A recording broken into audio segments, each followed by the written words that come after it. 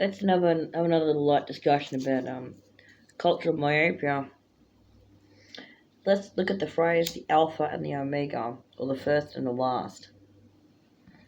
If there are any Christians out there that you're going to be thinking, oh, that refers to Jesus. What if you were told that it doesn't? What if alpha referred to a literal physical universe where the ancestors of the tall greys came from, and omega referred to the regular physical universe, which includes this physical body talking, that telephone, and wherever you are? What if it had nothing to do with Christianity at all? What if alpha referred to where they came from, and omega referred to where they went?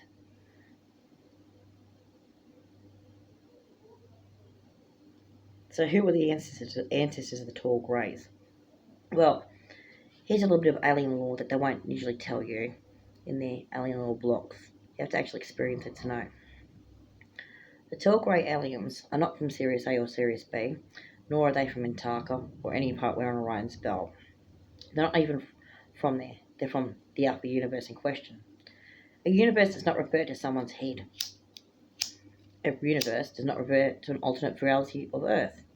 It's actually a different universe as a multiverse theory. Okay, so at some point in the past, it was approximately 2.5 billion years ago, a portal opens up as a consequence, most likely of associated with solar flare, but not necessarily caused by it. Somewhere away from this solar system, further away, that opened up a portal to the other universe. Not galaxy, not planet, universe. As a consequence of that, in the Alpha universe, they experienced an anomaly. A small spaceship of aliens that were a pale colour, sort of gesso-y type colour, with almond eyes. You know, those classic alien almond eyes, 3 fingers. They were telepathic and mathematical. Took a spaceship to investigate the anomaly, made a mathematical code mistake that was repeated several million times, one tiny mistake that they didn't notice. As a consequence, was dragged into the membrane between universes and has been stuck there ever since. In an out-of-phase state, occasionally popping into our universe called Omega, occasionally going back to their home universe, the Alpha universe, and discovering that most of their galaxy was destroyed, or alternatively wasn't, depending on how they exit the membrane. The descendants of those beings, approximately 200 million years ago,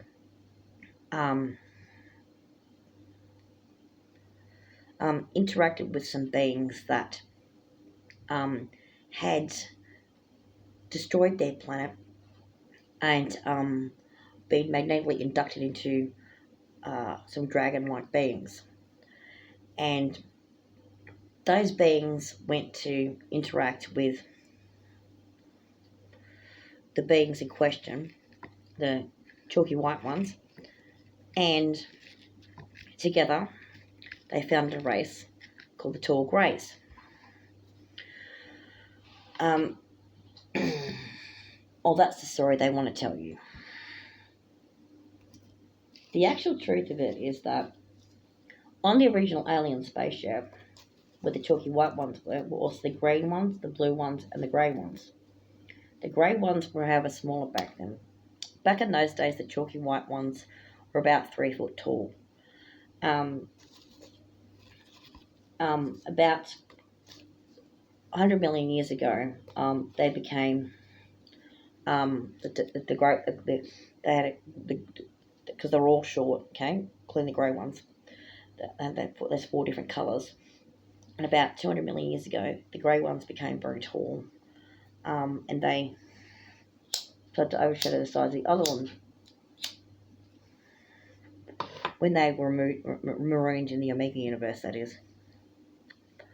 And they started to develop a sort of social order and hierarchy and whereby they started to behave differently and take on different jobs. And as a consequence of that, you'll typically find that the green ones, you'll probably find along the Earth, working on the Earth level, and they are what have been mostly misprogrammed since. Sometimes I tell people they're Martians. Some people that say they're tell some people they're Arcturians, but they're from none of those places. They're from the Alpha universe, or descendants of those from the Alpha universe. They're direct relatives of the chalky white ones. The tall greys like to say they're from Sirius A or B, or Mintaka, somewhere on Orion's belt, but they're not. They're also from the Alpha universe. They just got taller over time. The short greys, however, the ones that remain, are not descendants of the original ones. They're mechanical robotic droids created by the tall greys. So as they got taller, they replicated what their ancestors looked like by turning them into robots. The blue ones perform a similar function to the green ones, except they do a different duty. Think of it like the Air Force and the Army. Now I'll tell you what's wrong with that story. What's wrong with that story is that the green ones replicate by cloning. So, if a green one possesses someone, it doesn't produce a unique new one to go possess someone else, or as a spirit run around. It clones. It clones.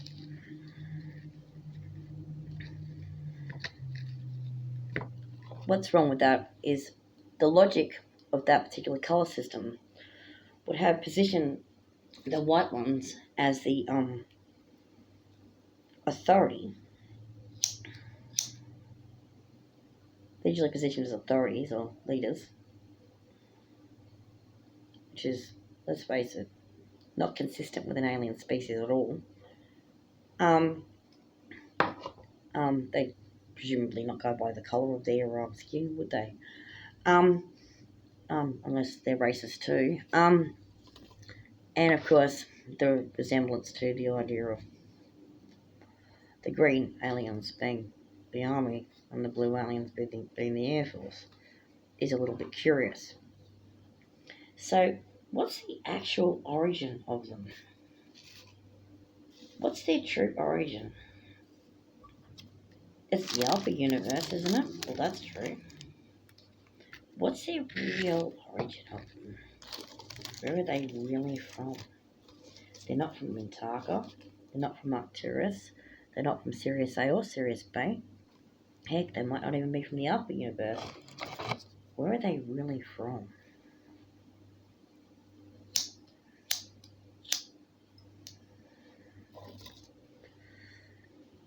What can replicate by cloning, making a copy of itself like mitosis, whilst not being made from a single cell? What can do that? What can do that?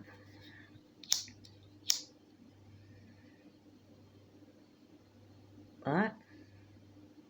Like you've never seen ash from cigarette butts on a woman's face that made them look like it, huh? All hail the white aliens. They are our benefactors and masters. Sieg Heil. Obviously that's sarcasm. Anyway. Okay. Alright, okay. What do you do now?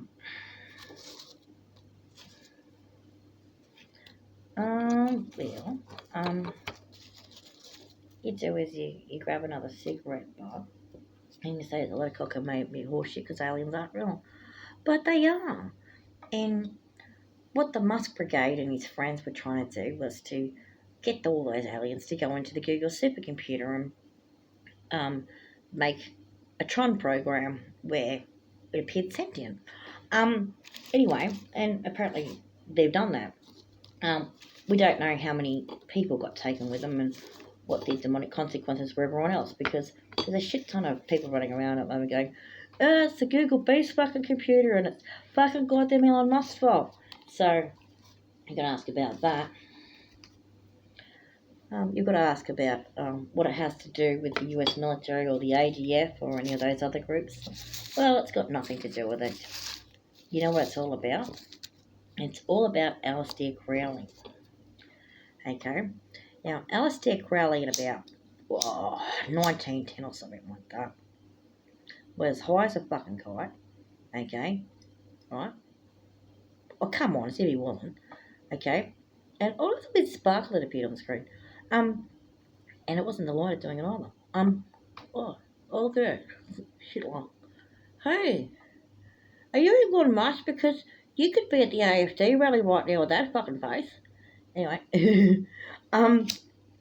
Elon, shut your fucking mouth. Anyway, okay, right, okay, so,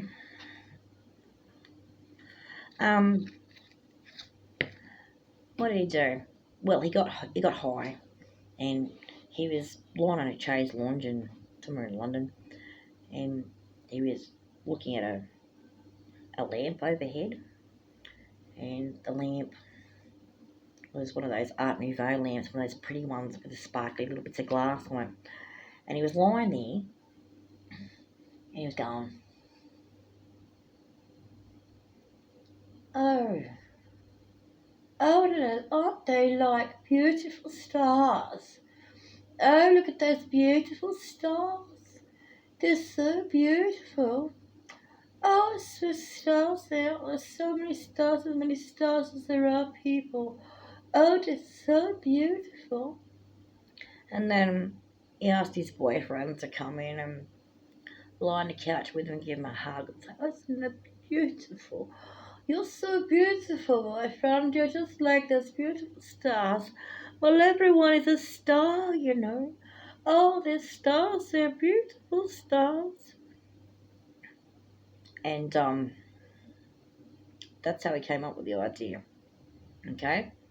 But if you're going to tell a story well, you need to say things like, well, he was lying there on an altar, and there was a great wheel above his head, and an alien came for him, which gave him the book of the law, and everyone was a star. Right? Okay. That word star can have so many different meanings, okay? And that's what they've played on. Okay? The word star can have many different meanings, and that's what they've played on. Okay? Now, why are there stars on Hollywood Boulevard? As above, so below. Okay? So, if you've got a star on Hollywood Boulevard, then you've got a star in the sky, you know? Dr. Neil deGrasse Tyson does Star Talk because, you know, he talks to the stars, or he talks about the stars. I mean, he doesn't really talk about them in the same way that paparazzi do, in the sense that we've never heard Dr. deGrasse Tyson reveal Jim Carrey's bowel movements, but he might tell you they're thick and they're fast and he eats too much curry. Anyway, you might find that he doesn't really like curry. Actually, he's more of a burger man. No, he doesn't really like burgers. Well, anyway, what they did was they went to his house a bit too much in LA, and they were getting too interested in his bowel movements. So he eventually got sick of it and he sold it, and then he moved to Keanu's house. But Keanu wasn't living in Honolulu or something as you'd expect him to, because apparently his name is from Honolulu. And it doesn't sound like a bad name. It sounds like it's a pleasant name, actually. And it sounds like it's a good place to be from. But he's not really from there. He's from LA. So he went to stay at Keanu's house. So Keanu, you know, Do you ever, have you, like, you're a Buddhist, have you ever considered leaving the Matrix? And Keanu said, well, he doesn't live in LA, he lives in New York, so what do you want? Oh, wait, Keanu lives in New York. Anyway, the point is that the stars have more than one meaning, okay? So, if you saw a six-pointed star made from two triangles, it has more than one meaning. If you see a five-pointed star, it has more than one meaning. If you see the stars on Hollywood Boulevard, it has more than one meaning. If you see Dr. Neil deGrasse Tyson um, talking about astronomy or stars, it has more than one meaning. And so that little um, trick that Aleister Crowley pulled has more than one meaning. So back in about 1910, they didn't have cinema. 1910, 1927, when it was at the general time period, when they led up to the Roaring Twenties and whatever else, and the jazz music and all that type of stuff, and the saxophones, and and marijuana and whatever else, and Art Deco and shit. And so there's people of you know, um, you know, had no idea of a star being a person that appears in a magazine, right? And to be fair, there's people who haven't read Aleister Crowley except for Wikipedia. But anyway, looking at one of them, by the way, might be amazing, but it's true. And so except for one page, I saw a Sophia at once. It was really quite lame. Anyway, didn't really worry about it too much. It's like, well, hang on, why they got planets on it? Isn't like that astrology, which is divination, which is against Mosaic law. So how could that be Jewish mysticism? Anyway, oh wait, it's not. It's Aleister Crowley. Anyway, it's his own fucking thing. And Dilemma. That's what it's called. Anyway, what did you know? So anyway. So what was he talking about? He got accosted by an alien named Awaz, who told him the book of the law. Okay, so he was lying on his chaise line, his boyfriend jumped on him and said, "Hey, Alistair,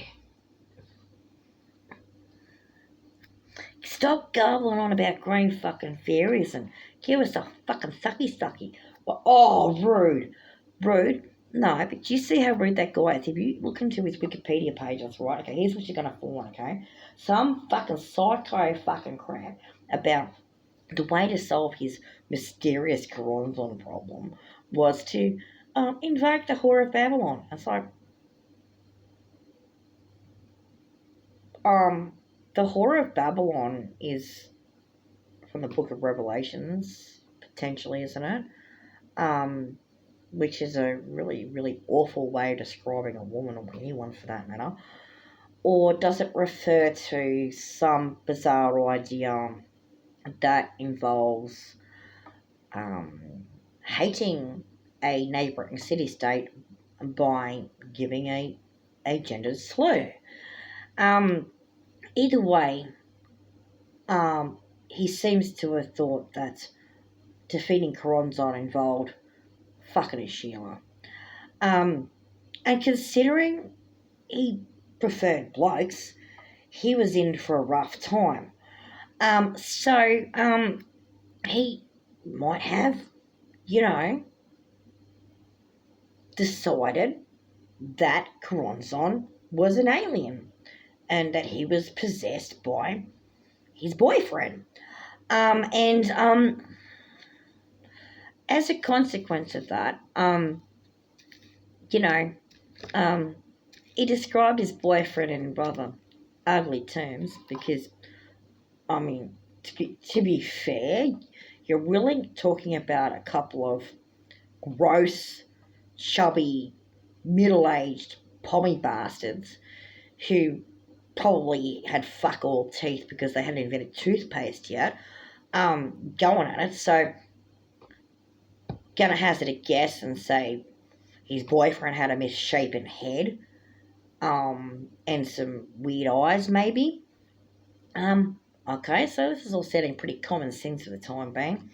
But maybe it's also the case that A was or whatever the heck it um, was some kind of green alien, in which case he was reading way too much, not Jules Verne, H.G. Wells. He was reading way too much H.G. Wells. It would have been quite popular in those days. Um, and so if you're reading H.G. Wells while you're lying on a chaise lounge, stoned off your face on green absinthe, looking at an Art Nouveau sparkly glass thing, you might come into some sort of faulty conclusion that you know, your boyfriend's an alien from outer space giving you the book of law and everyone's a sparkly bit of glass star. Okay? Just quietly, it could have been as simple as that, and everything else was just um, flowery language for fucking. Anyway, with that guy, it probably was. Anyway,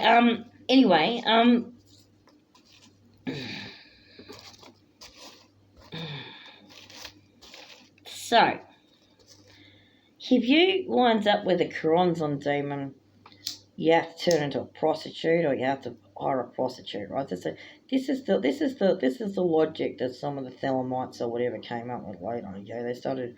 Oh, it's an important ritual. You go through Coronzon, and then they have to do the Whore of Babylon type of thing. It's like why? And why would they want someone else to do that? Probably because they were pissed off that person had actually cast a spell to send their precious fucking Therian, Psycho, AWAS aliens back to the Alpha universe.